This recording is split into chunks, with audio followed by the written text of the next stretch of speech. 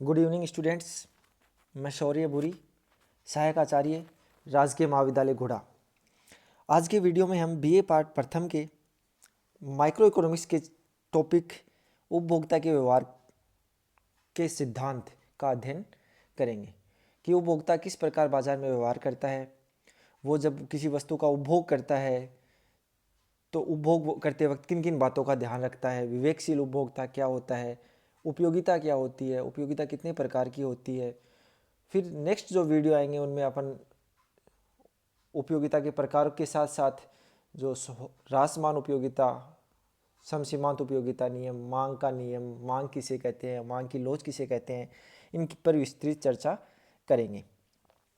तो ये video start होने से पहले ये जो वीडियो चलेगा वो चलेगा यूटिलिटी पे, उपयोगिता क्या होती है। तो ये यूटिलिटी शब्द का सर्वप्रथम प्रयोग किया था बेंथम ने। ये क्वेश्चन कई बार नेट वगैरह के एग्जाम में पूछा जाता है। और यूटिलिटी होती क्या है? किसी भी वस्तु में निहित तुष्टि गुण, तुष्टि गुण का मतलब होता है संतुष्टि से।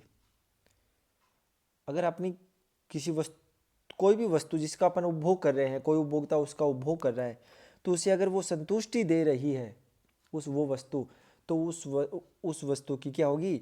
उपयोगिता होगी।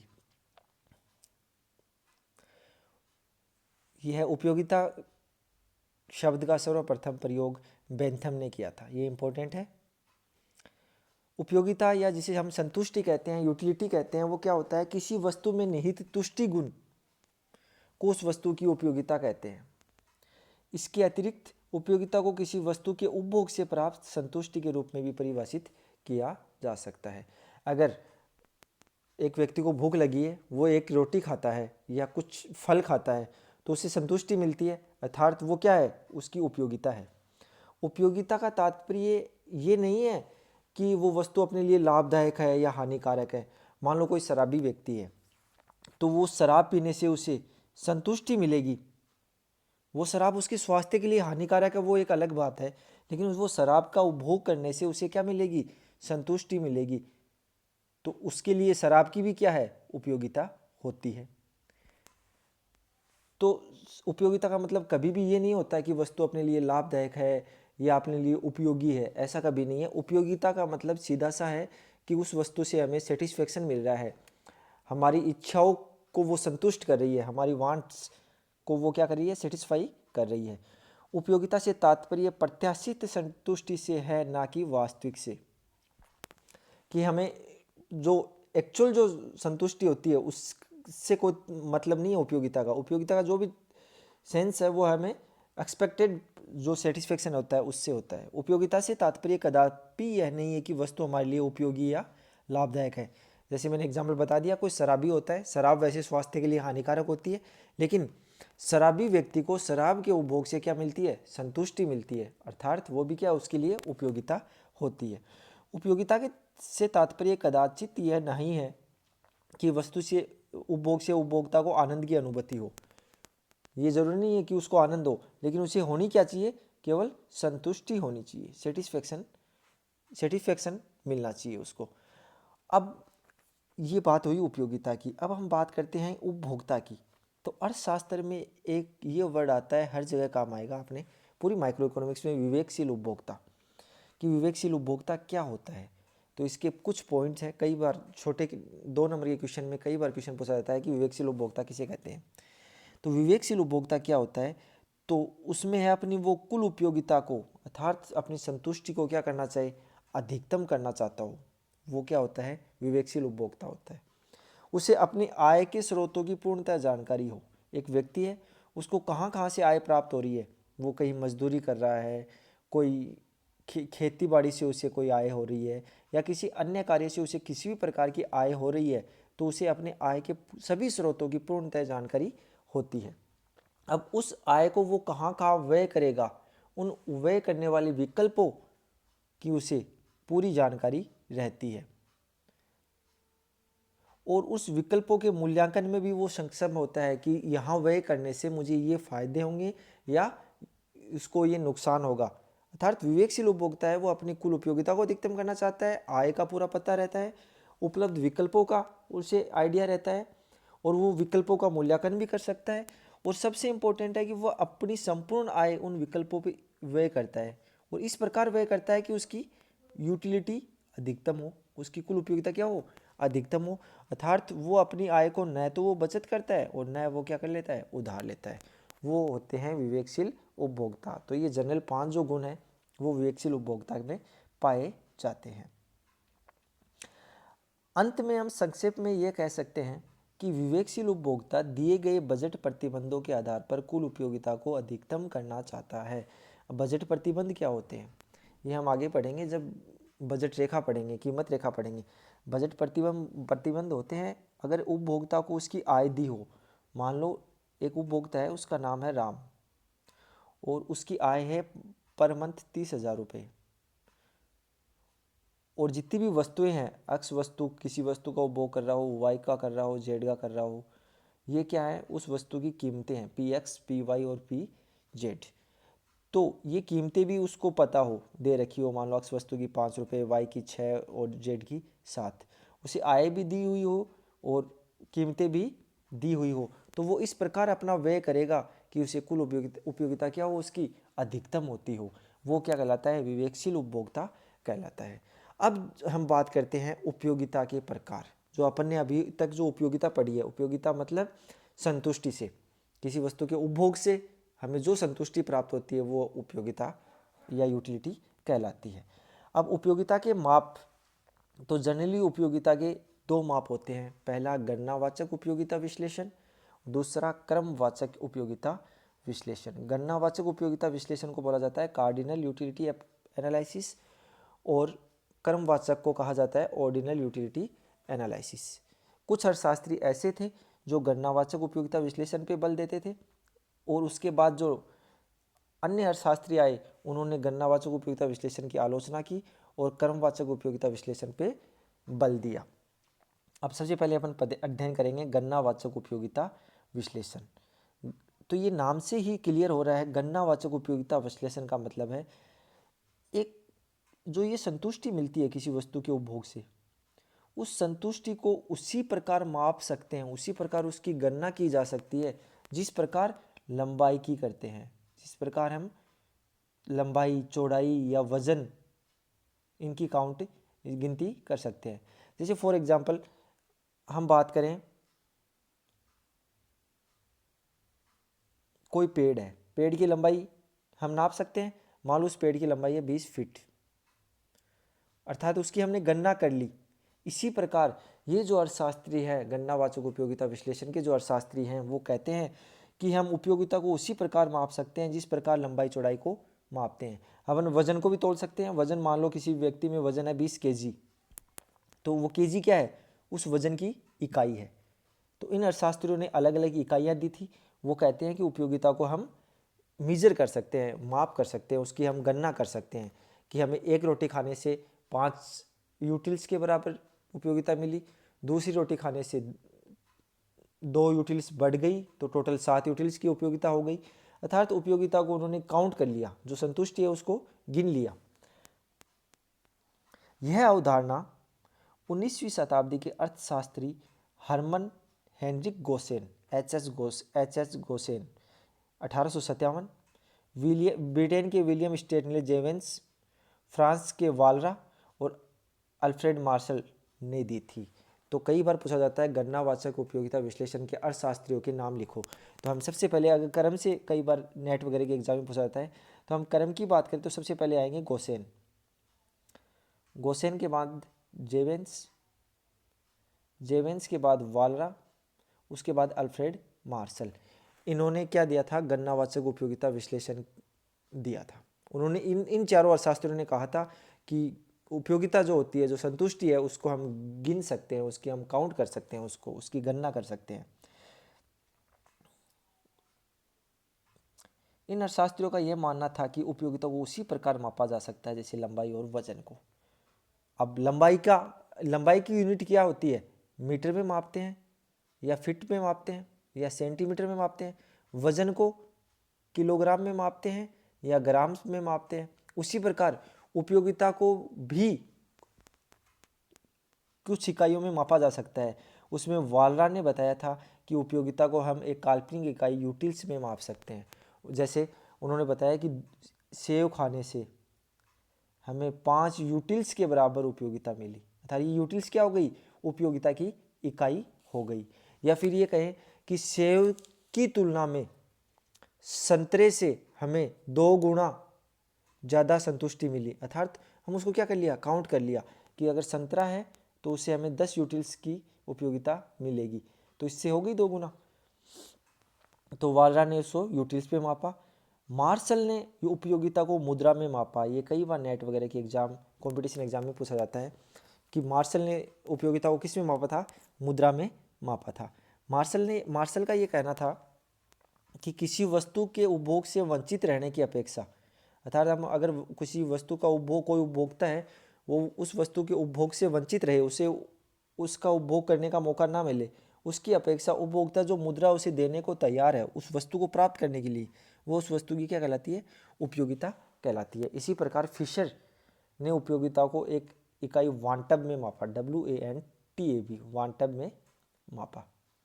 तो ये जनरली यूटिल्स इंपॉर्टेंट है यहाँ, और मुद्रा जो मार्शल ने मापा था, यूटिल्स में वालरा ने मापा था। अब अपन पढ़ते हैं गणनावाचक उपयोगिता विश्लेषण की मान्यताएं। ये क्या क्या मान्यताएं लेके चलते हैं। तो सबसे पहली मान्यता क्या है, उपभोक्ता क्या है, विवेकशील होता है। उपभोक्ता विवेकशील का मतलब मैंने ऊपर बता दिया। विवेकशील उपभोक्ता कौन सा होता है, जो अपनी कुल उपयोगिता को अधिकतम करना चाहता हो, या फिर उसे अपनी आय के सभी स्रोतों की पूर्ण जानकारी हो, या तीसरी इसकी वो अपने उपलब्ध विकल्पों का पूर्णतः उसे नॉलेज हो। चौथा, वो न तो बचत करता हो और ना वो उधार लेता हो, अथा साथ ही वो अपने जो विकल्प है उनके मूल्यांकन में भी वो क्या हो, सक्षम हो। वो क्या कहलाता है, विवेकशील उपभोक्ता कहलाता है। दूसरी जो इम्पोर्टेंट मान्यता है वो है उपयोगिता मापनीय है। तो उपयोगिता को उसी प्रकार माप सकते हैं जिस प्रकार लंबाई चौड़ाई को मापते हैं। तीसरा जो इम्पोर्टेंट है कि मुद्रा की सीमांत उपयोगिता स्थिर है। ये एक मान्यता लेकर चलते हैं गणनावाचक उपयोगिता विश्लेषण के अर्थशास्त्री। एक्चुअल में होता क्या है, मान लो किसी वस्तु की कीमत 10 रुपये है, कीमत उस वस्तु की कीमत अगर घट के 5 रुपये हो गई तो उस व्यक्ति की वास्तविक आय क्या हो जाएगी, बढ़ जाएगी। क्योंकि वास्तविक आय का फॉर्मूला ये होता है, वास्तविक आय जो होती है वो मौद्रिक आय और अपॉन कीमत। मौद्रिक आय में जब कीमत का भाग देते हैं तो हमें वास्तविक आय प्राप्त होती है। फॉर एग्जाम्पल, मान लो किसी व्यक्ति की 100 रुपये मौद्रिक आय है और कीमत किसी वस्तु की 10 रुपये है, तो वास्तविक आय कितनी हुई, 10 हो गई। अब कीमत मौद्रिक आय उतनी की उतनी रही, स्थिर रही। कीमत बढ़कर 15 रुपये या 20 रुपये हो गई तो वास्तविक आय क्या हो गई, 5 रुपये। अर्थात जैसे ही कीमत बढ़ती है वास्तविक आय 10 से घटकर कितनी हो जाएगी, 5 हो जाएगी। अर्थात वास्तविक आय क्या हो जाती है, कम हो जाती है। तो वास्तविक आय कम होने के कारण मुद्रा की सीमांत उपयोगिता क्या होनी चाहिए, बढ़नी चाहिए थी। लेकिन ये जो गणनावाचक उपयोगिता विश्लेषण के अर्थशास्त्री हैं ये मानकर चलते हैं कि मुद्रा की सीमांत उपयोगिता क्या रहती है, हमेशा स्थिर रहती है, परंतु प्रत्येक उपभोक्ता का भिन्न भिन्न हो सकती है। अगला है ह्रासमान सीमांत उपयोगिता का नियम लागू होता है। ये जो नियम है वो अपन आगे डिटेल से पढ़ेंगे। इसे गोसेन का प्रथम नियम भी कहते हैं। इसकी चर्चा मैं नेक्स्ट वीडियो में विस्तार से करूँगा। अगली जो विशेषता है वो है कुल उपयोगिता विभिन्न वस्तुओं की मात्रा पर निर्भर करती है। कि किसी व्यक्ति की जो कुल उपयोगिता है, कुल यूटिलिटी है, वो उन वस्तुओं की सभी जो जितनी वस्तुओं का वो उपभोग कर रहा है उन वस्तुओं की मात्राओं पर निर्भर करेगा। तो यहाँ मैंने बना के दिखाया है, यूटिलिटी जो होती है वो फंक्शन होता है किसका, Q1 Q2 Q3 Q4 dot dot dot Qn। अर्थात Q1 क्या है, पहली वस्तु, Q2 दूसरी वस्तु, तीसरी वस्तु, और अर्थात जितनी भी वस्तुओं का उपभोग करता है उन सब पे क्या निर्भर करती है, कुल उपयोगिता निर्भर करती है। अगली इसकी जो मान्यता है वो है उपयोगिता स्वतंत्र है। अर्थात जिस वस्तु का उपभोक्ता उपभोग कर रहा है ना, उसी से उसको उपयोगिता मिलती है। अर्थात उसी वस्तु की मात्रा पर निर्भर करती है जिसका वो क्या कर रहा है, उपभोग करता है। इसका मतलब उपयोगिता को स्वतंत्र मानकर जो गणनावाचक उपयोगिता विश्लेषण के अर्थशास्त्री हैं इन्होंने क्या किया, एक आता है प्रतिस्थापन वस्तु या इसको स्थानापन्न वस्तु भी बोलते हैं, एक होता है पूरक वस्तु। इनकी उपेक्षा कर दी, अर्थात उन्होंने इस संबंध की अवहेलना की, क्योंकि प्रतिस्थापन वस्तुएं वो होती है जो एक के स्थान पे अपन दूसरी का प्रयोग कर सकते हैं। पूरक वस्तुएं वो होती है जिनका अपन साथ साथ प्रयोग करते हैं। फॉर एग्जाम्पल हम बात करें चाय और कॉफ़ी, तो चाय और कॉफ़ी एक दूसरे की कैसी वस्तुएं हैं? प्रतिस्थापन वस्तुएं हैं या स्थानापन्न वस्तुएं हैं। उनको एक के स्थान पे अपन दूसरी का प्रयोग कर सकते हैं। लेकिन पूरक वस्तुओं में कार और पेट्रोल, अगर हम कार का उपभोग करना है तो हमें पेट्रोल का उपभोग साथ करना ही पड़ेगा, अर्थात उन दोनों का उपभोग हम क्या करेंगे? साथ साथ करेंगे। तो इस जो संबंध है प्रतिस्थापन और पूरक, उस संबंध की अवहेलना कर दी, क्या बताकर कि उपयोगिता स्वतंत्र है। उन्होंने कहा कि कोई वस्तु एक दूसरे पर निर्भर नहीं करती, वो केवल उस वस्तु की मात्रा पर निर्भर करती है जिसका क्या कर रहे हैं? हम उपभोग कर रहे हैं। नेक्स्ट इनकी मान्यता है उपयोगिता योगात्मक है, अर्थात कुल उपयोगिता वस्तु की विभिन्न इकाइयों से प्राप्त होने वाली उपयोगिताओं का योग होती है। कि जो टोटल यूटिलिटी होती है वो जितनी भी वस्तुओं का उपभोग किया है, या फिर एक वस्तु है उसकी जितनी इकाइयों का उपभोग किया है, उन सब इकाइयों के उपभोग से जो जो उपयोगिता मिली है उनको हम जोड़ लेंगे तो कुल उपयोगिता प्राप्त हो जाएगी। प्रारंभ में गणनावाचक अर्थशास्त्रियों का यह मानना था कि उपयोगिता स्वतंत्र और योगात्मक होती है, परंतु बाद में इस मान्यता को त्याग दिया था। फिर अगली जो नेक्स्ट मान्यता है, जो इंपॉर्टेंट मान्यता है, आत्म परीक्षण पद्धति, इंट्रोस्पेक्टिव मेथड। इसमें क्या होता है? इस पद्धति में कोई भी उपभोक्ता जो होता है, विवेकशील उपभोक्ता होता है, वो अनुभव के साथ या फिर अपना अंतर परीक्षण करके दूसरे व्यक्ति की मन स्थिति समझ सकता है। कहने का मतलब, अगर मैं ये मानता हूँ कि मुझे एक वस्तु के उपभोग करने से 10 के बराबर उपयोगिता मिली, 10 यूटिल्स के बराबर, दूसरी का मैंने उपभोग किया तो मान लो मुझे 8 के बराबर उपयोगिता मिली, तो मैं ये समझ सकता हूँ कि जो अगला व्यक्ति है, दूसरा व्यक्ति है, उसको भी इसी प्रकार उपयोगिता मिलेगी, अर्थात पहली वस्तु के उपभोग से उसे ज़्यादा उपयोगिता मिलेगी, दूसरी वस्तु का उपभोग करने से पहले की तुलना में कम उपयोगिता मिलेगी। यह अगर व्यक्ति अपने आत्म अवलोकन द्वारा, अपने दीर्घकालीन अनुभवों द्वारा अगर ये पता करने लग जाए तो उस पद्धति को हम क्या कहेंगे? आत्म परीक्षण पद्धति कहेंगे। तो देखो यहाँ आत्म परीक्षण पद्धति व्यक्ति की वह योग्यता है जिससे वह आत्म अवलोकन की सहायता से यह अनुमान लगा लेता है कि दूसरे व्यक्ति का मस्तिष्क किस प्रकार से कार्य करेगा।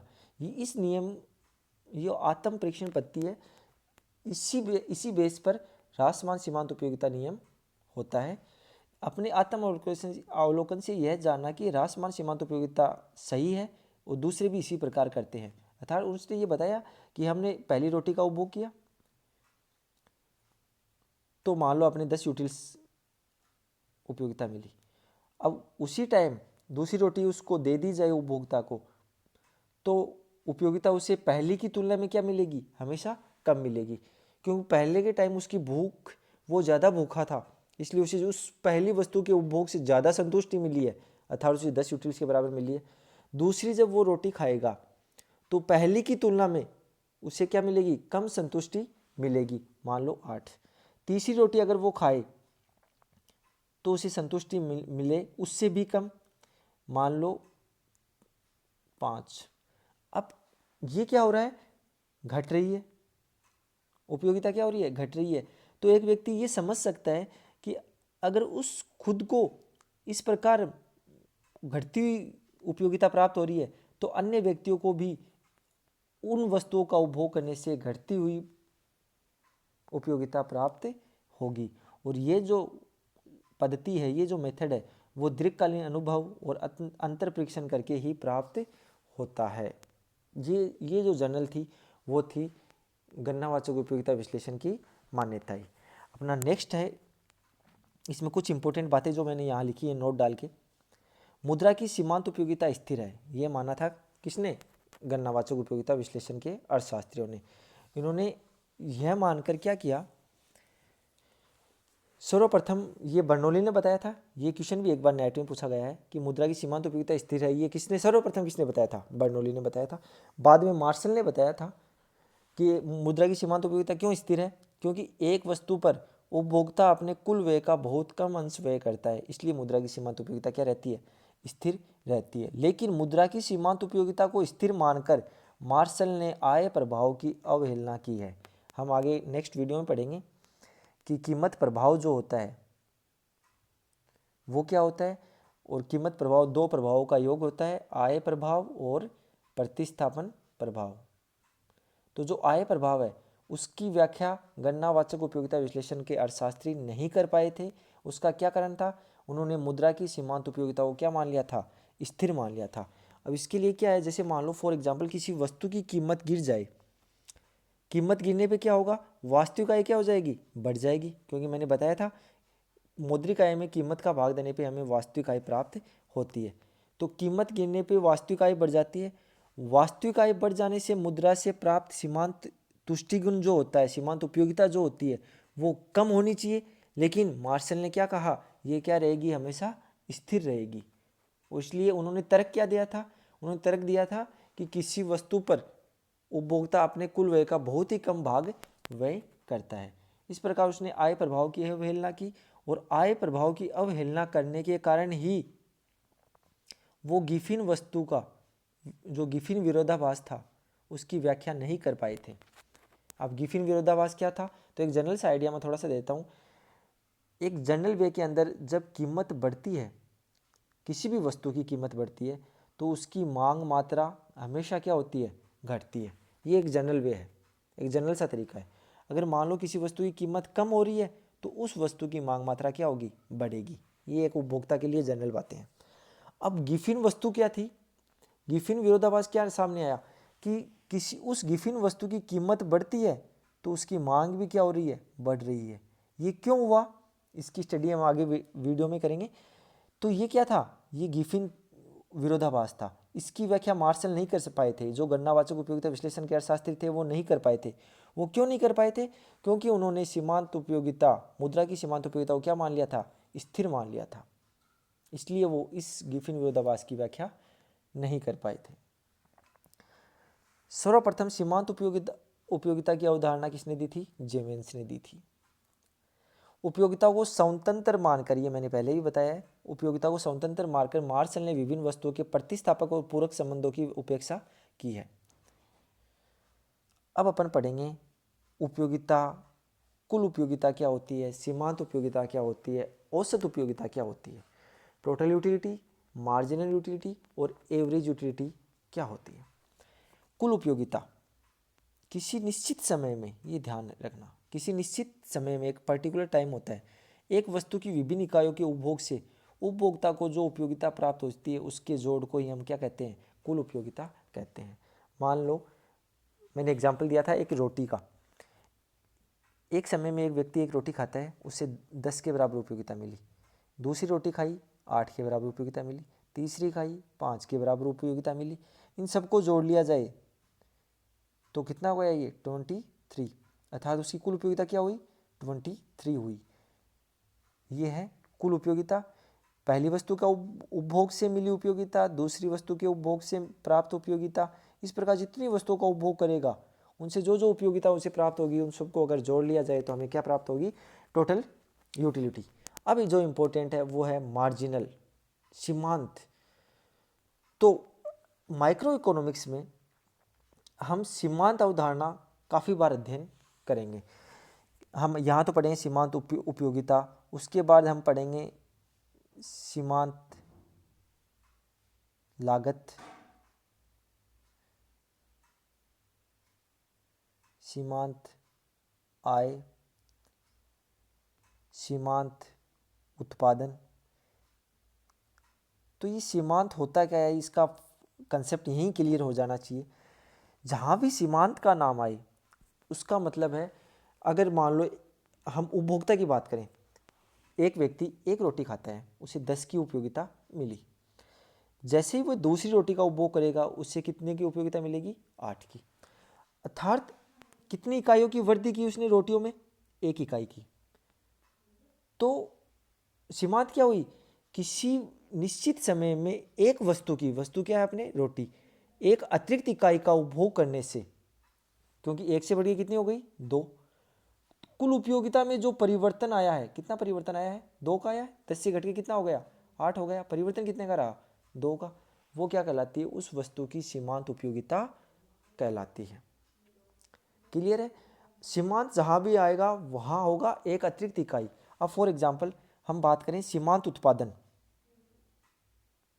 तो उत्पादन में हम क्या करता है, एक श्रमिक, एक मजदूर है, वो मान लो 10 इकाइयों का उत्पादन कर रहा है, एक अतिरिक्त इकाई श्रमिक का यूज करने पे अर्थात दूसरा श्रमिक लगाएंगे तो कितने, एक से बढ़िया कितने हो गए, 2, तो श्रमिक कितने एक्स्ट्रा लगाए, केवल 1, तो अतिरिक्त इकाई श्रमिक का उपभोग यूज करने से उत्पादन में वृद्धि हो, मान लो 10 से बढ़िया कितना हो गया, 20, तो कुल उत्पादन में जो परिवर्तन होता है उसे हम क्या कहते हैं, सीमांत उत्पादन कहते हैं।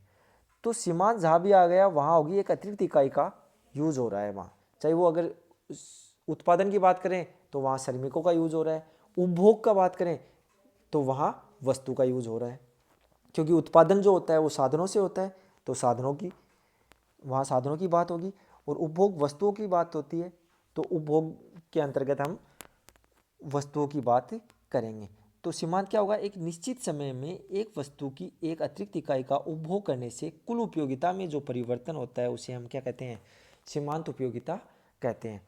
अब ये निकालते कैसे हैं, तो ये देखो मैंने यहाँ फॉर्मूला बनाया, T U is equal to T U N minus N minus T U N minus 1। इसका मतलब क्या हुआ, पहली रोटी खाने से उपयोगिता मिली थी 10 की, तो टी यू एन क्या हो गया अपना 10, दूसरी रोटी खाने से उपयोगिता मिली है 8 की, तो अपन टी यू एन तो कितना हो गया 2, एन जो है वो 2 हो गया, दूसरी वस्तु है, तो ये हो गया 8, टी यू एन माइनस 1 क्या हो गया, ये हो गया 10, 8 माइनस 10 कितने हो गए, माइनस के 2, ये क्या प्राप्त हुई हमें, सीमांत उपयोगिता प्राप्त हुई है। अर्थात जो एनवीं वस्तु है उसका उपभोग और एनवीं वस्तु से पहली वस्तु का उपभोग करने से जो उपयोगिताएं मिली है उनके अंतर को हम क्या कहते हैं, सीमांत उपयोगिता कहते हैं। ये मिस्टेक से लिखा गया है, यहाँ एमयू कर लेना, कुल उपयोगिता स्थान पे क्या आएगा, सीमांत उपयोगिता आएगा। आगे बात करते हैं औसत की। तो औसत के बारे में हम बचपन से पढ़ते हैं, राशियों के योग बट्टा राशियों की संख्या को हम क्या कहते हैं, औसत कहते हैं। तो यहाँ राशि क्या है, उपयोगिता है, तो उन राशियों का योग सभी उपयोगिताओं को जोड़ ले, U1 U2 U3, तो हमें क्या प्राप्त होगा, TU, कुल उपयोगिता प्राप्त होगी। और राशियों का योग बटा राशियों की संख्या, अर्थात हमने उपभोग क्या किया है, जो भी उपभोग किया है उन इकाइयों को अगर कुल उपयोगिता में भाग दे देंगे तो क्या प्राप्त होगा, औसत उपयोगिता प्राप्त होगी। अर्थात निश्चित समय में एक वस्तु का उपभोग करने से प्राप्त कुल उपयोगिता TU में उस वस्तु की उपभोग की गई इकाइयों की संख्या का भाग दे देंगे तो हमें क्या प्राप्त होगी, औसत उपयोगिता। मान लो हमने n इकाइयों का उपभोग किया है। अब इसका स्पष्टीकरण TU MU AU का स्पष्टीकरण हम डायग्राम और तालिका के द्वारा करेंगे। ये तालिका दी हुई है, यहाँ मैंने वस्तु की मात्राओं को प्रदर्शित किया है जिनका एक उपभोक्ता उपभोग करेगा एक निश्चित समय में। यहाँ कुल उपयोगिता दर्शाई गई है, यहाँ सीमांत उपयोगिता, और यहाँ एक ऑप्शन ले लेते हैं अपन, औसत उपयोगिता। अब मान लो कोई व्यक्ति है उस वस्तु की एक इकाई का उपभोग कर रहा है, सबसे पहले कोई भी वस्तु है, फॉर एग्जाम्पल हमने रोटी ले ली, तो पहली रोटी उपभोक्ता ने खाई, तो उसे उपयोगिता मिली है 12 के बराबर। यहाँ हम सीमांत निकाल नहीं सकते, क्योंकि सीमांत कितनी कब निकालते हैं, जब एक अतिरिक्त इकाई का यूज करते हैं। अगर यहाँ सीमांत निकालेंगे तो भी कैसे होगा, पहले कितनी रोटी खा रहा था, खा ही नहीं रहा था, अब कितनी खा रहा है, एक खा रहा है, तो यहाँ सीमांत भी क्या आएगा, लगभग 12 आएगा। लेकिन जनरली पहली इकाई के उपभोग से अपन सीमांत का पता नहीं लगा सकते। तो पहली इकाई का उपभोग करने पे कुल उपयोगिता मान लो उसे 12 यूटिल्स के बराबर मिली। ये गणनावाचक उपयोगिता विश्लेषण के अर्थशास्त्री कहते हैं कि हम उपयोगिता को माप सकते हैं। अब जैसे ही उसने दूसरी रोटी का उपभोग किया तो उपयोगिता तो मिली है, लेकिन पहले रोटी की तुलना में क्या मिली है, कम मिली है। क्यों, पहली रोटी खाने से उसका सेटिस्फेक्शन, उसका संतुष्टि का जो लेवल है वो उतना तीव्र रूप से नहीं बढ़ा जितना पहली रोटी में बढ़ा था, क्योंकि पहली रोटी में उसे भूख तेज लगी हुई थी तो उसे बहुत ज़्यादा संतुष्टि मिली है। दूसरी रोटी में उसकी भूख की जो तीव्रता थी वो थोड़ी कम हो गई है, तो पहली रोटी की तुलना में उसे क्या मिली है, कम संतुष्टि प्राप्त हुई है। अब मान लो उसे कितने की संतुष्टि प्राप्त हुई, 10 की संतुष्टि प्राप्त हुई, तो टोटल कितनी हो गई, 12 + 10 22, ये क्या हो गई, कुल उपयोगिता हो गई। अब हम फिर निकालते हैं सीमांत। तो सीमांत की परिभाषा मैंने क्या दी थी, एक निश्चित समय में एक वस्तु की अतिरिक्त इकाई, तो हमने एक रोटी का उपभोग कर रहे थे, एक से बढ़ के कितना हो गया, 2 अतिरिक्त इकाई हो गई।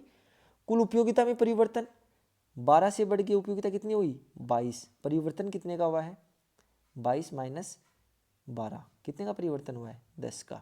तो ये क्या हो गई, सीमांत उपयोगिता हो गई। अब अगर यहाँ औसत की बात करें तो पहली वस्तु के उपभोग करने से औसत कितना मिलेगा, तो कुल उपयोगिता कितनी है, 12 बट्टा उपभोग की गई इकाइयों की संख्या केवल 1, तो औसत उपयोगिता कितनी हुई, यहाँ 12 हुई। दूसरी इकाई का उपभोग करने से औसत कितनी हुई, इसका ज्ञात करो, तो कुल उपयोगिता कितनी है, 22, उपभोग की गई इकाइयों की संख्या कितनी है, 2, तो औसत कितनी हुई है, 11, क्योंकि औसत में क्या करते हैं, कुल उपयोगिता में भाग देते हैं उपभोग की गई इकाइयों की संख्या का। अब मान लो दूसरी रोटी उस उपभोक्ता ने खा ली, अब वो तीसरी रोटी का उपभोग कर रहा है, तो पहली और दूसरी की तुलना में संतुष्टि क्या मिलेगी, तीसरी में और भी कम। और यहाँ उसको 10 की संतुष्टि मिल रही थी और यहाँ उसको कितनी मिली है, 8 की संतुष्टि मिली है, तो 22 और 8 टोटल कितना हो गया, 30 हो गया। अब सीमांत निकालनी है, सीमांत निकालनी है तो एक अतिरिक्त इकाई का उपभोग किया, पहले उपभोग कितने का कर रहा था, 2 का, 2 से बढ़कर कितने कर दिया, 3, तो हो गई ना एक अतिरिक्त इकाई। कुल उपयोगिता में परिवर्तन कितने का हुआ, 8 का, तो इसकी सीमांत क्या हो गई, 8। ऐसे ऐसे अगर वो उत्तरोत्तर इकाइयों का उपभोग करता रहेगा तो कुल उपयोगिता बढ़ेगी, लेकिन कौन सी दर से बढ़ेगी, घटती दर से बढ़ेगी। यहाँ पर चौथी रोटी का उपभोग किया तो उससे 6 के बराबर सीमांत उपयोगिता प्राप्त हुई, तो टोटल हो गया 36। पाँचवीं रोटी का उपभोग किया, यहाँ उससे 4 के बराबर सीमांत उपयोगिता प्राप्त हुई, हो गया 40। छठी रोटी का उसने उपभोग किया, उसे 2 के बराबर सीमांत उपयोगिता प्राप्त हुई और कुल उपयोगिता कितनी हो गई, 42। अब यहाँ तक वो 6 इकाइयों का उपभोग कर रहा था, यहाँ तक वो पूर्णतः लगभग संतुष्ट हो चुका था, पूर्ण संतुष्ट नहीं हुआ था, लगभग संतुष्ट हो चुका था। अब उस उपभोक्ता को अपन एक रोटी और प्रदान कर दें कि इसका उपभोग आपको करना पड़ेगा, तो उसकी कुल उपयोगिता में कोई परिवर्तन नहीं हुआ, अर्थात उस जो जितना संतुष्ट वो पहले था उतना का उतना अब रहा है। इसका मतलब इकाइयों का उपभोग बढ़ा या नहीं बढ़ा, एक इकाई का उपभोग बढ़ा, एक अतिरिक्त इकाई, 6 से बढ़ के कितना हो गया, 7।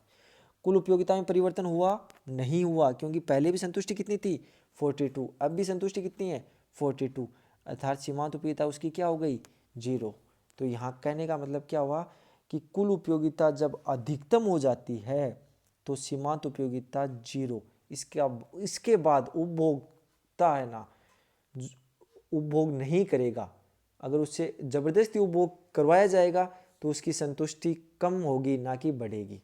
यहाँ तक तो बढ़ रही थी, इसमें देखो आप, यहाँ तक तो बढ़ रही थी, बढ़ तो घटती दर से रही थी लेकिन बढ़ तो रही थी ना, 12 से 22 हुई, 22 से 30 हुई, 30 से 36, 40, 42, यहाँ बढ़ तो रही थी लेकिन कौन सी दर से, घटती दर से बढ़ रही थी। और सीमांत उपयोगिता लगातार क्या हो रही है, गिर रही है, क्योंकि उत्तरोत्तर इकाइयों का उपभोग किया तो उसका सीमांत जो उपयोगिता है वो क्या हुई है, घटती हुई प्राप्त हुई है। लेकिन 7वीं इकाई में जाके कुल उपयोगिता क्या हो गई, अधिकतम 42। लेकिन जब कुल उपयोगिता अधिकतम होती है तो सीमांत क्या हो गई, 0, अर्थात उसके बाद वो अतिरिक्त इकाई का उपभोग नहीं करना चाहिएगा।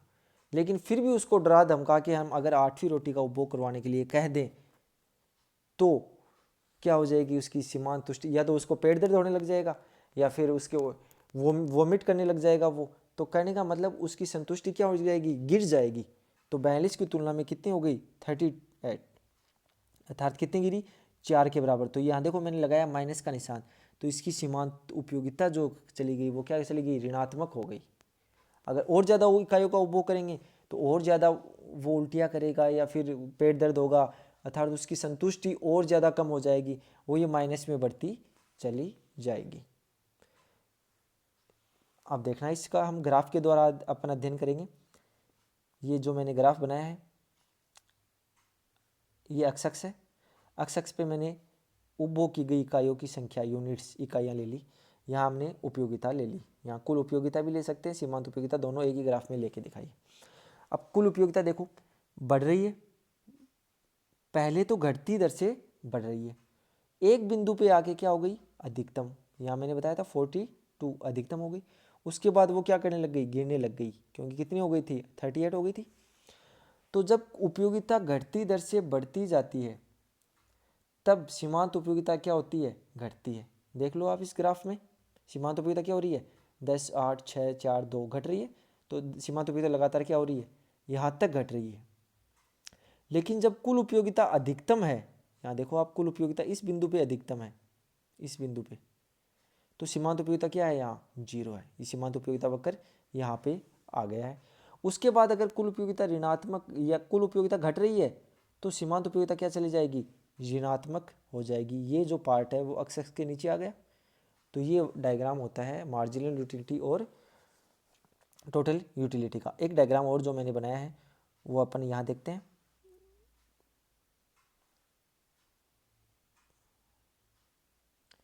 यहाँ मैंने किया है वस्तु की मात्रा, जो अपन उपभोग कर रहे हैं उसकी इकाइयों को मैंने यहाँ लिया है। यहाँ अपने वस्तु की इकाइयाँ ली हैं एक्स अक्ष पे, जो क्षैतिज अक्ष जिसको बोलते हैं, हॉरिजॉन्टल ये वर्टिकल अक्ष है, वाई अक्ष, इस पे हमने कुल उपयोगिता ली है। तो कुल उपयोगिता जो वक्र है वो पहले तो ऐसे बना हुआ है। इसका मतलब उपयोगिता बढ़ तो रही है, लेकिन कौन सी दर से बढ़ रही है, घटती दर से बढ़ रही है। यहाँ इस बिंदु पे जाके वो क्या हो जाती है, अधिकतम हो जाती है। उसके बाद वो क्या करने लग जाती है, गिरने लग जाती है। तो यहाँ एक बात ये समझने वाली है, ये जो बनाया है एक वक्र ऐसा है, एक वक्र मान लो ऐसा होता, तो इसमें आपके सवाल मन में ये आया होगा कि सर ये बढ़ता हुआ डायग्राम ऐसा, उपयोगिता बढ़ रही है लेकिन घटती दर से बढ़ रही है, तो डायग्राम ऐसा क्यों, और इस डायग्राम में क्या डिफरेंस है। तो मैं यहाँ क्लियर करना चाहता हूँ। ये एक डायग्राम है, इसमें मैंने बताया है कि उपयोगिता ये मूल बिंदु से है, मूल बिंदु से समझना।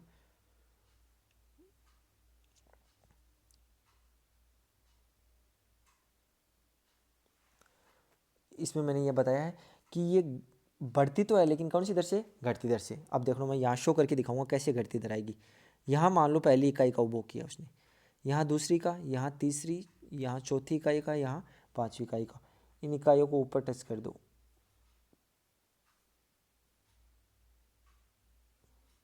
इसको वाई अक्ष से मिला दो। अब ये दूरी देखो, यहाँ ये दूरी इतनी है, उसके बाद ये थोड़ी कम होके यहाँ से यहाँ तक रह गई, उसके बाद ये कम होके इतनी रह गई है, उसके बाद और कम हो गई है, उसके बाद लास्ट में और कम हो गई है। इसका मतलब कुल उपयोगिता बढ़ तो रही है लेकिन कौन सी दर से बढ़ रही है, घटती दर से बढ़ रही है। अब इसका डायग्राम जस्ट इसका ऑपोजिट होता तो क्या होता, अगर डायग्राम ऐसा बनाता तो क्या होता।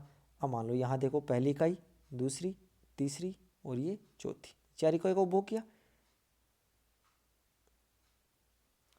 ये डायग्राम कब बनता, यहाँ देखो ये दूरी थोड़ी सी है, उसके बाद ये दूरी ज़्यादा हो गई, ये जो दूरी है इन दोनों के बीच ये और ज़्यादा है, उसके बाद ये दूरी और ज़्यादा है, और उपभोग करता तो ये दूरी और ज़्यादा बढ़ती जाती। इसका मतलब ये कौन सी दर है, बढ़ती दर से बढ़ रही है। अगर डायग्राम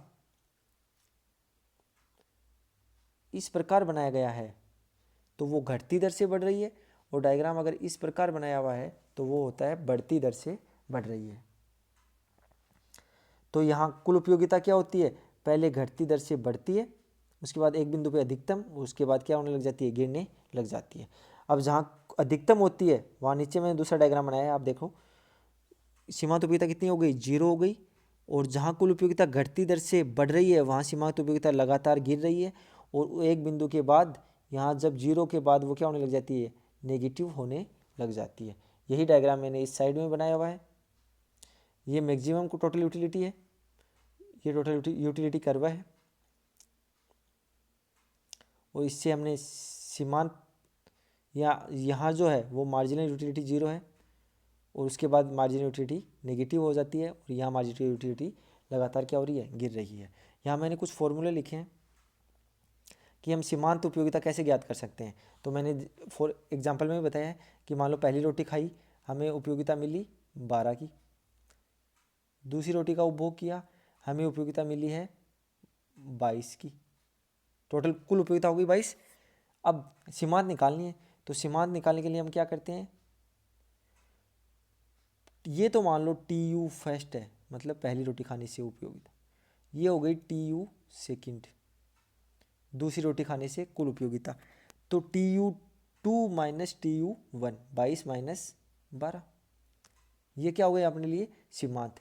लेकिन इसका जो फॉर्मूला होता है वो क्या होता है, T U two minus T U one upon उपभोग की गई इकाइयाँ, ये क्या है पहली इकाई, ये क्या है दूसरी इकाई, 2 माइनस 1, अर्थात दूसरी इकाई है इसलिए इसको Q2 दिखा सकते हैं, पहली इकाई को Q1 दिखा सकते हैं। तो अपना जो फॉर्मूला निकल के तैयार हो रहा है वो क्या हो रहा है, marginal utility is equal to T U two minus T U one upon Q2 minus Q1।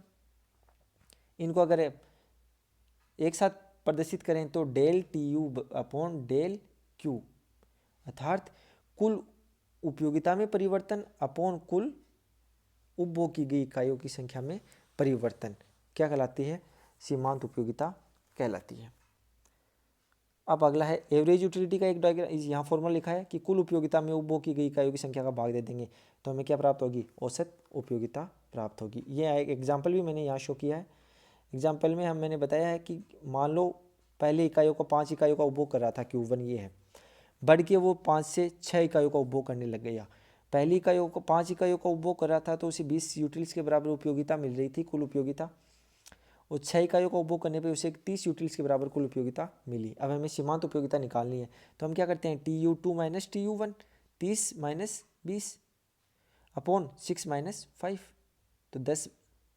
इसी प्रकार अगर हमें औसत निकालनी हो तो ए यू फर्स्ट निकालनी हो कि प्रथम वस्तु के उपभोग से कुल कितनी औसत उपयोगिता मिली है, तो कुल उपयोगिता जो मिली थी उसमें उपभोग की गई इकाइयों की संख्या का भाग दे देंगे तो ये 4 आ जाएगी और ये 5 आ जाएगी। यहाँ तक क्लियर है। अब अपन पढ़ते हैं कुल उपयोगिता और सीमांत उपयोगिता में क्या क्या संबंध है। तो ये जनरल में बता चुका हूँ आपको, ये 3 संबंध है जो इंपॉर्टेंट है।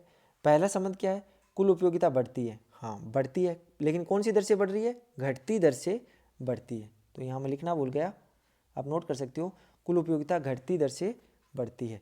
तो सीमांत उपयोगिता क्या होती है, धनात्मक।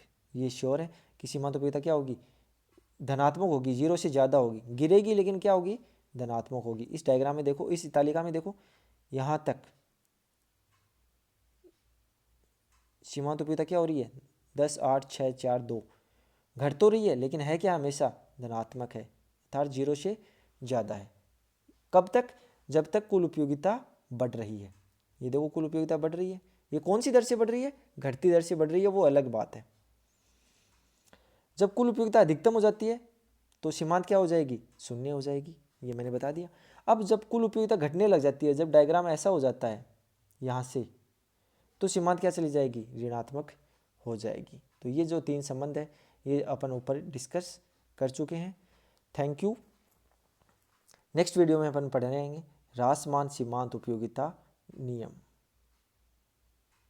कि ये जो सीमांत उपयोगिता जो है, जो मैं बता रहा हूँ कि शुरू में घटती हुई है, ये घटती हुई क्यों होती है, ये जो घटती हुई सीमांत उपयोगिता है इसी को हम क्या कहते हैं, ह्रासमान सीमांत उपयोगिता नियम कहते हैं। अब ये नियम क्या है इसके डिटेल में अध्ययन हम नेक्स्ट वीडियो में करेंगे। Thank you.